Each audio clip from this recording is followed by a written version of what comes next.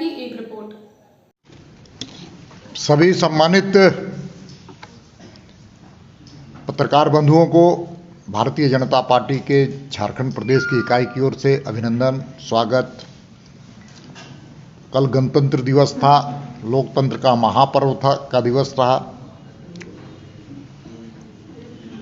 आज आपके सामने मैं कुछ ऐसे बिंदुओं को लेकर मुखातिब होना चाहता हूं जो इस राज्य के लिए आवश्यक तत्व है। राज्य की बेहतरी के लिए शासन और सत्ता का ध्यान मैं आकृष्ट कराने के लिए आपके माध्यम से प्रेस कॉन्फ्रेंस में बैठा हूं। आप सब कोई जानते हैं कि राज्य सरकार के 1 वर्ष होने के पश्चात भारतीय जनता पार्टी के सभी विधायकों के द्वारा 17 दिन तक लगातार राज्य सरकार के विभिन्न विभागों के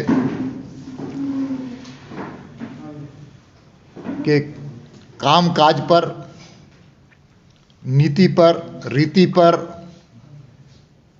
और उनके सरकार के चाल चलन पर प्रश्न चिन्ह लगाने का काम किया था। उसमें मुख्यमंत्री जी का भी विभाग से लेकर सभी मंत्रालय के संदर्भ में हमारे भारतीय जनता पार्टी के विधायकों ने कई चीज़ों को सरकार की ओर इंगित करने का काम किया था। लेकिन दुर्भाग्य से राज्य की सरकार, सत्ता में बैठे हुए हमारे सम्मानित मुख्यमंत्री और सभी संबंधित मंत्रीगण उन विषयों को, उन मुद्दों को कोई जवाब उनके पास नहीं। किस प्रकार से राज्य की दशा है और वो किस दिशा में ले जाना चाहते हैं, वो झारखंड की जनता जानना चाहती है। आप सब कोई जानते हैं कि हम इस सरकार पर आरोप लगाते आए हैं कि यह सरकार बिचौलियों की सरकार है, बिचौलियों की सरकार है। यह सरकार को चलाने वाले मंत्री नहीं हैं, इस सरकार को चलाने वाले अफसर भी नहीं हैं। इस सरकार को के निर्णय को प्रभावित करने वाले सत्ता में बैठे हुए लोगों के कॉरिडोर में चलने वाले कुछ ऐसे तत्व हैं जो खनिज संपदा की दलाली से लेकर के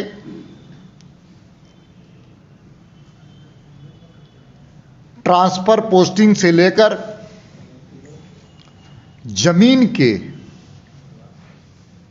दलाली करने में लगे हुए हैं और जमीन में दलाली के अलावा अवैध कब्जे करने के भी काम कुछ सत्ताधारी दल के लोग हैं, सत्ता में काबिज हैं। वे लोग प्रत्यक्ष और अप्रत्यक्ष रूप से रांची, झारखंड ही नहीं बल्कि रांची के शहरों के नजदीक के जमीन पर चील की तरह दृष्टि जमाते हुए अवैध कब्जे करने का काम कर रही है। राज्य की सरकार में बैठे हुए सत्ता में लोग जो बैठे हुए हैं, उनके संरक्षण से, उनके समर्थन से। आप सब कोई जानते हैं कि राज्य की राजधानी बनने के बाद यहां की जमीन की कीमत काफी बढ़ी है। जमीन का अभाव हुआ है, इसलिए कीमत भी बढ़ी है। अभी हाल में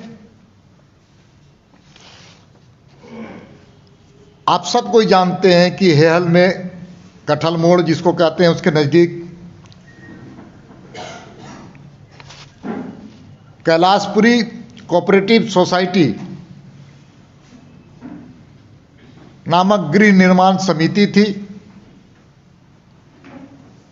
और उस गृह निर्माण समिति 1983 में बनी थी, 1983 में। और उसका उद्देश्य था कि जिनके पास घर नहीं है बेघरों को घर देने के लिए समिति का गठन हुआ था और उसके माध्यम से जमीन वहां पर ली गई थी। 12 एकड़ की जमीन थी।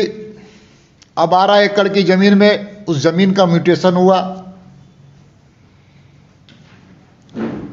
हुआ, उसका रसीद भी कटते रहा। 2020 और 21 तक रसीद काटी गई और रजिस्टर 2 में इसका जो नाम चढ़ता है वो रजिस्टर 2 में उसका नाम चढ़ा।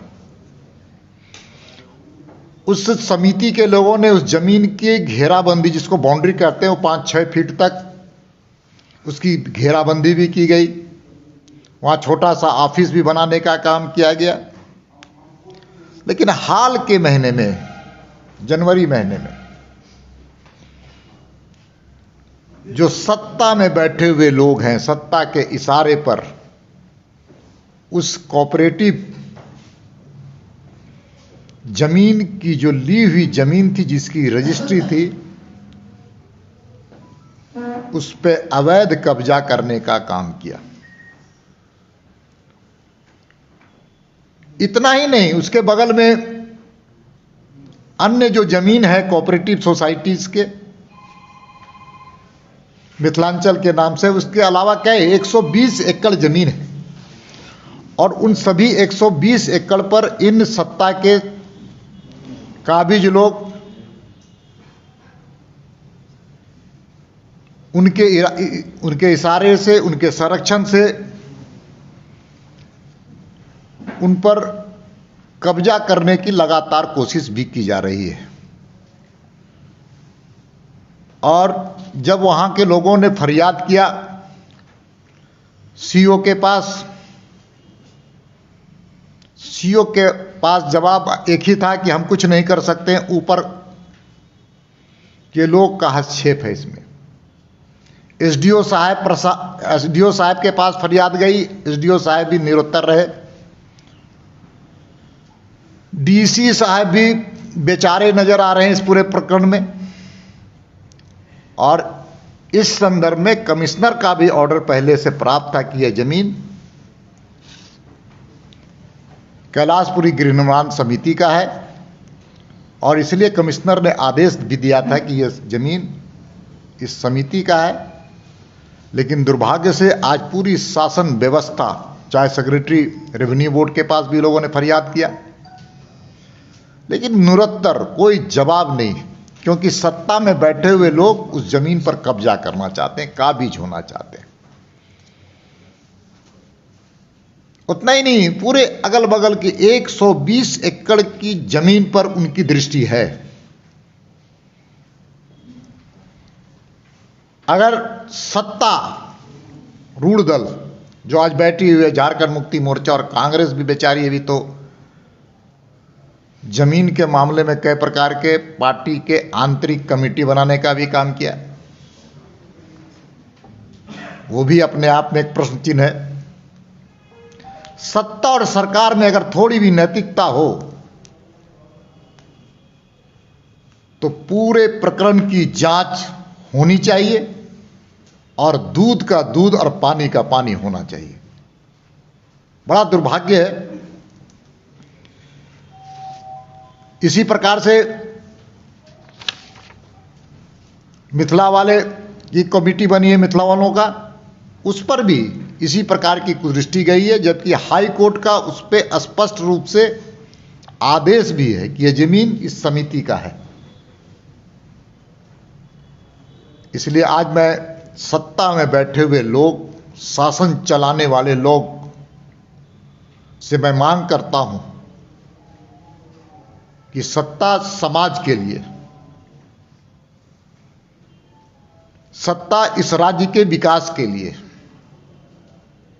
सत्ता कानून व्यवस्था में सुधार करने के लिए, सत्ता इस राज्य को वैभवशाली बनाने के लिए,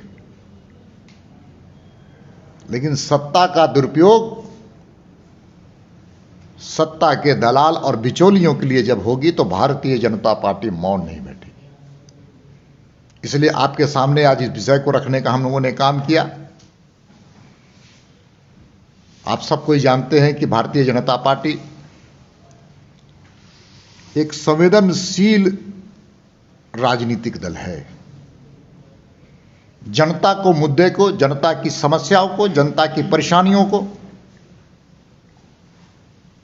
हम सत्ता के सामने उठाने का काम करेंगे।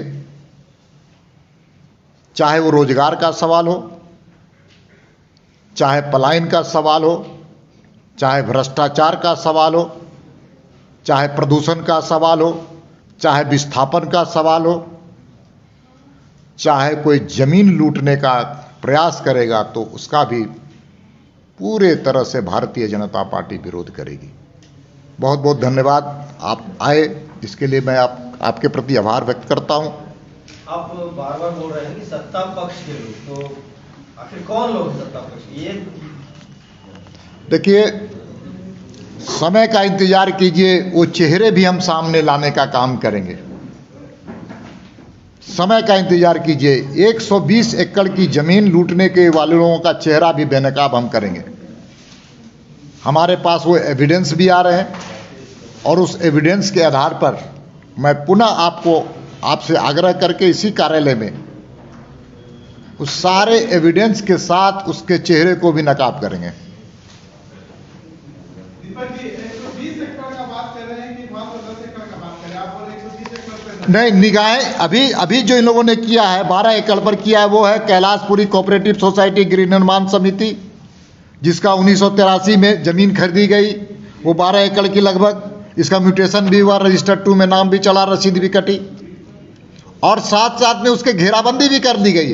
पुराने बाउंड्री वॉल को तोड़ते हुए नया बाउंड्री वॉल बनाया गया। 144 लगा करके उस दूसरे पक्ष को आने नहीं दिया गया। यानी कि अभी सिर्फ 12 एकड़ का वास्तविक अभी मैं आपको बताता, उतना ही नहीं है, बगल में जो कोऑपरेटिव सोसाइटियां हैं, उन सोसाइटी कागज का, उन सोसाइटीज का के बारे में जैसे मैंने उल्लेख किया कि बगल में मिथिलांचल कोऑपरेटिव सोसाइटी है, उसके अलावा जो जमीन है सभी वहां के लोगों पर जमाबंदी खत्म करने का लगातार सीओ के द्वारा दबाव बनाया जा रहा है।